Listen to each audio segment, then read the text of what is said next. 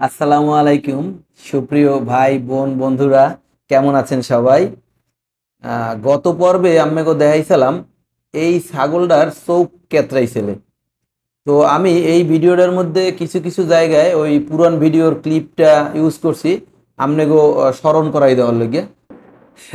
তা এইতে আবার কেউ কিছু মনে করেন না বাইরে। ও রে সুবহানাল্লাহ রে, এত যে কে গুতগুতি হরো বাড়া ইয়ে করতে পারি না। পশু ডাক্তারের দ্বারা যখন গেছিলাম উনি তো একটা ডোরোপ লিখে দিয়েছিলে। আল্লাহর ইচ্ছে দেখছেন এই চৌক একারে দোনোটা পুরা ক্লিয়ার হয়ে গেছে। তো ওই ডোরপটা সকালে 2 ফোঁটা আর রাত্রে 2 ফোঁটা দিয়েছিলাম। 5 দিন পর্যন্ত দিয়েছি,